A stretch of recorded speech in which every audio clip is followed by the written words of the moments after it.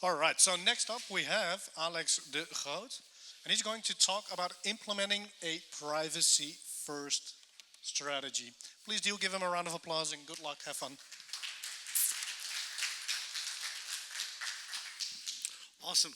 Well, thank you so much. I see that I have 5 minutes less, but that's okay. We're able to do this in the 25 minutes. I'm hoping that you guys are having a blast. I actually have one of the best conferences I've had in a long time. So thank you, conference organizers. I really like it today.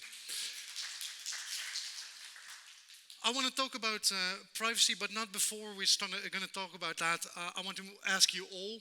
The first one is the Dutch tax authority, and the other one is TikTok. You guys all know. I want to just think a moment. What have these two in common?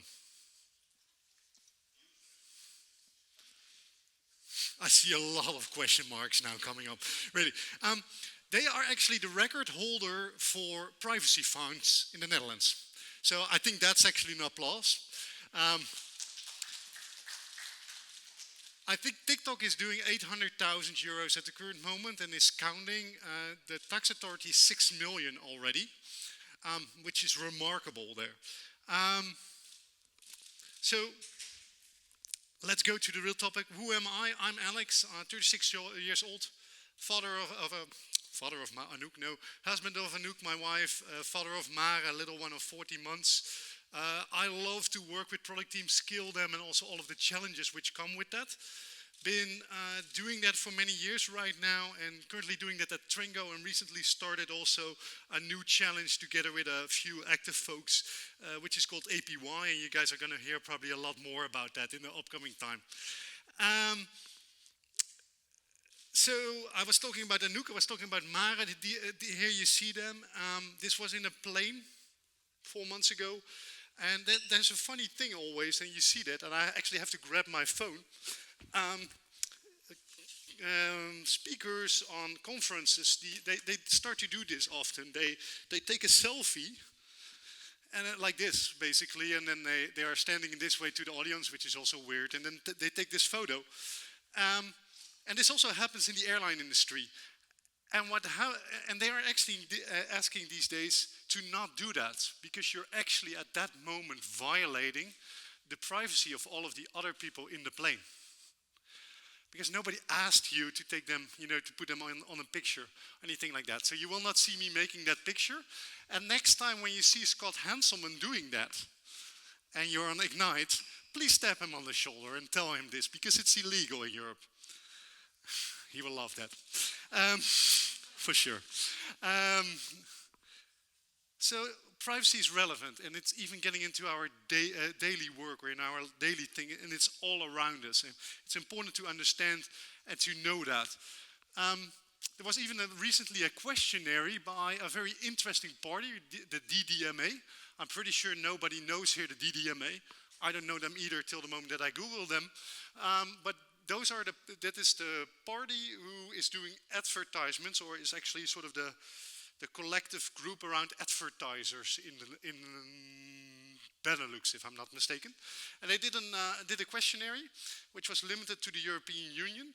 And out of there, 89% of the respondents said that they wanted to have more control over personal data given to companies. That's 9 out of 10. So basically 9 out of 10 over here doesn't feel comfortable with the data they give to Instagram, the data they give to Facebook, the data they give to their phone company, etc. That's pretty relevant, right? And there was this guy on the university in Texas, if I'm not mistaken, who actually said, and I really like this quote, the 20s is the privacy first era. And at the same time, I was wondering, why are we talking so little about privacy? We did this checkbox, the GDPR checkbox, we did that, but that was really just a checkbox, right? Like your ISO certification, which is also a checkbox, which has nothing to do with compliance, it's just a checkbox. So it's time to become privacy first, and that's what I'm going to talk about. And if you talk about privacy, then it's also like this big vague thing, and you have to start wondering where to start. So you have to start with a lady in this case. and she has a very hard name to pronounce, but I'm going to try it anyway. Anne Shuvukian. She's Canadian. I'm not sure what that has to do with a hard name, but she's Canadian. And she's working in one of the institutions in Ontario, together with the Dutch Privacy Authority, actually. And this was roughly around 2009. And that was the first moment she's kind of drafted a manifesto, something like the Agile Manifesto or so, but she drafted a manifesto where they said, okay, we want to do something with privacy. And this manifesto was called Privacy by Design, and this manifesto looked like this. They said, actually, if you want to talk about privacy, you have to be proactive, not reactive. You want to fix things up front and not fix things afterwards. Privacy should be the default setting. Anybody having any cookie walls or so? Privacy embedded into the design. It has to be fully functional, so the positive sum, not the zero sum. Anybody recently used the websites of the Dutch public television stations? It's an interesting thing. You cannot even enter it at the moment that you are not complying with illegal stuff. End-to-end security, including full lifecycle protection, visibility and transparency, keeping it open, and respect for user privacy, and once more keeping it user-centric. So this is privacy by design. That's nice. That's nice.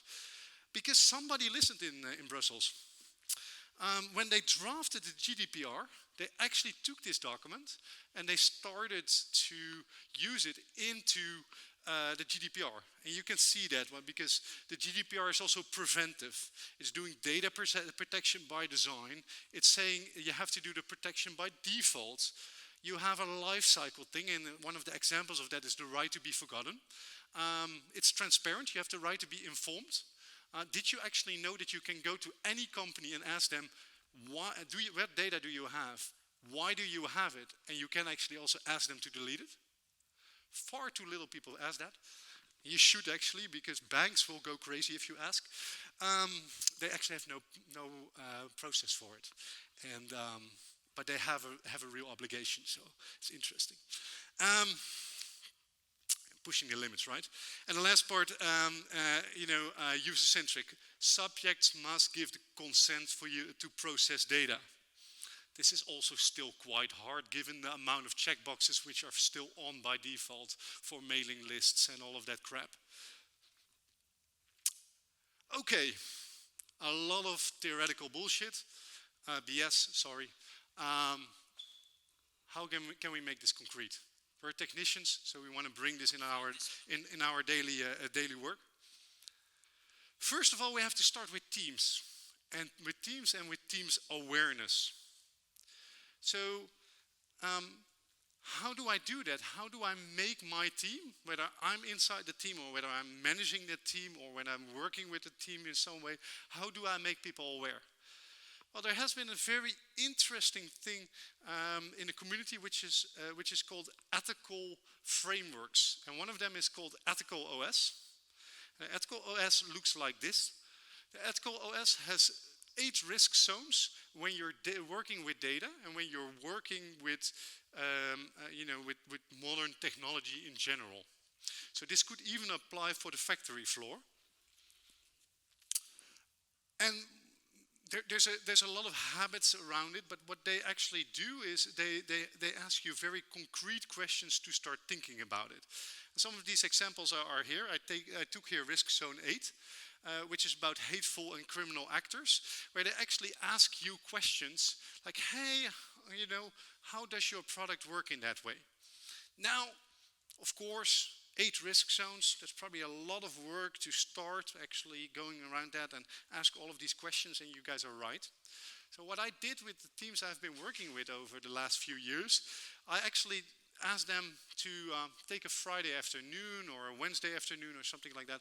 And I said, okay, take one of these areas, take the questionnaire on it, and discuss that with the team. And then 3 months later, take another area and start to do that again. It's remarkable what came out of that. I've seen complete backlogs changing from being very data hungry towards very concrete. And what are they asking? Well, they are asking very simple things. For example, if you collect a piece of data, think about an email address. What is the worst thing that could go wrong? It's very nice to have that conversation, actually. Because an email address cannot do that much harm. But if you think about a street, or if you start to think about a birthday, or if you start to think about a little bit of other privacy-aware information, that it's quickly getting out of control. Also, if you start to think about machine learning and those sort of things, then you really would have hoped that the ethical framework was already around at the moment that Facebook became evil. Oh, it was. Never mind. Anyway, it's a very good thing to start using this ethical framework, because you will learn a lot. Then the second tip I want to give you is about creativity and the creative people in the world, or the people who are actually working on the interactions with the users. One of the things I do see, especially if we look at systems coming from the 90s and the zeros, is that they are also privacy, or that they also are data superfluous. They actually bring too much data. The typical CRM system looks like this. It gives you just all data. It just dumps it into your face. Is that a good idea? Well, probably not, because you have no reason. If you just want to call Sharon, do you really have a reason to see her address? Probably not. So we have to move from convenience here towards more case-driven design, or use case-driven design. If you do that, if you minimize this amount of data, the chances that it leaks are actually very small. Now, obviously, you sometimes will walk into problems because you want to do something, and sometimes you don't have that data available, etc. But luckily, there's a large community out there, and one of the websites they produce there is privacypatterns.org, and they actually allow you to solve things very simple by common patterns where you can still do data minimalizations in your UI. So fine, we've been talking now about teamwork, we've been talking about UIs. Let's become a little bit more digital, or a little bit more technical. So we want to be preventive, and I can tell you guys all, or you folks are here, I can tell you all that the way how we do security today is not good enough. We have to move towards another way of doing security. We are used to the firewalls. We are used to, there's an IT guy who makes sure that you can always get into the system. But we've also seen with recent things like the SolarWinds attack, and I heard the other day that Uber also had a small issue, that you cannot trust actually your neighbor anymore. You cannot even trust that service bus anymore, or you cannot even trust the OS that you're running on. And luckily, already in 2012, Google started to talk about the Beyond Corp, and that later became the Zero Trust movement, with the Zero Trust architecture around it. So if you really want to protect your data well, you have to start adopting Zero Trust. And what does Zero Trust mean? That basically means that in everything you do, so even if you read something from your message queue, or when you get a request in your API or anything like that, you have to verify explicitly. Do I trust the one who sends this to me? Is this data well formatted? And all of these sort of things. Also, you have to use least privileged access. So tell me, guys, can I see, folks, can I see arms, please, of who has production access and actually can bring down a service as we speak? Awesome. Is there any coworker who notices that if you do that? Yeah? Yeah, they are on call, right? No, they will, and they have to approve it or anything like that? Okay, but still you're doing damage to your company at that moment.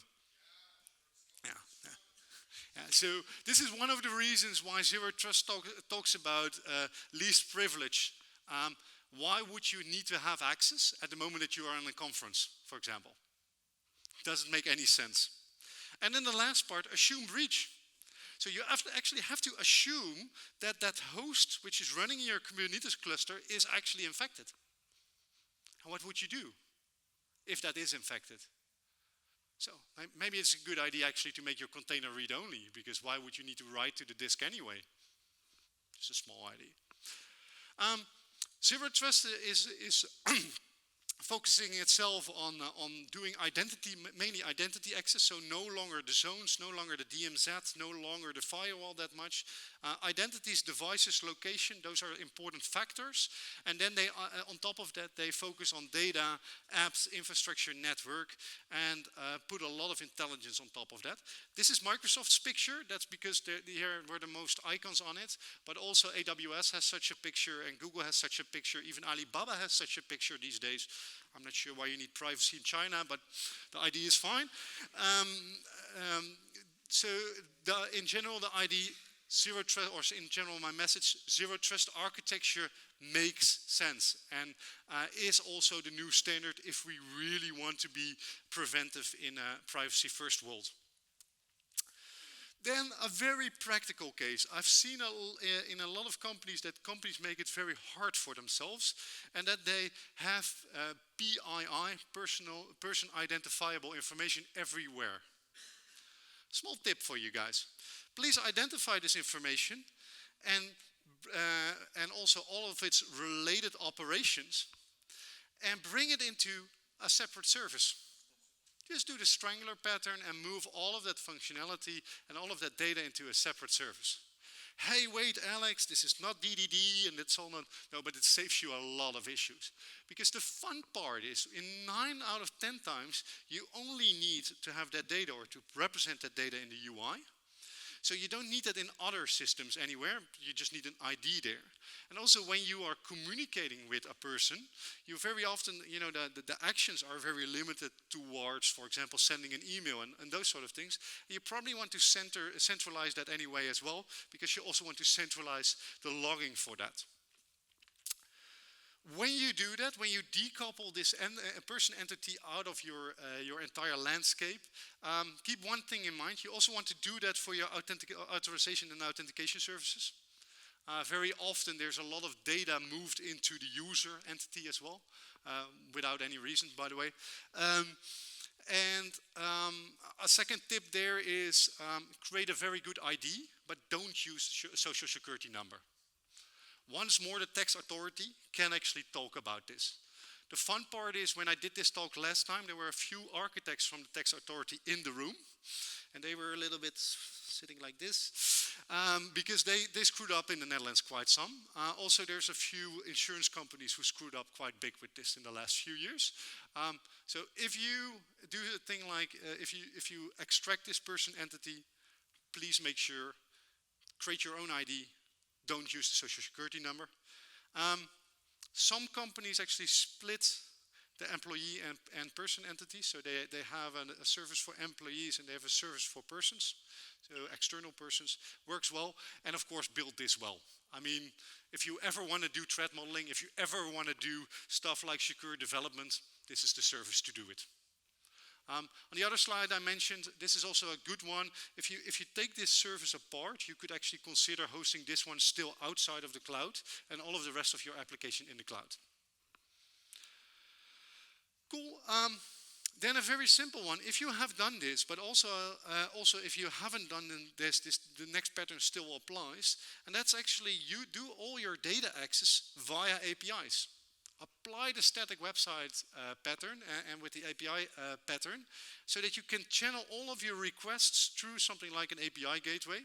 You see here, for example, www.acme.com and api.acme.com, and you just make sure that your website, or you have a spa which is static. You have an API which is giving you all the data, so you can make sure at that moment that you can actually see all of the requests which are coming in, which simplifies a lot of things in the GDPR, in the implementation of the ruling. And you can also make sure that, you know, data is always authenticated.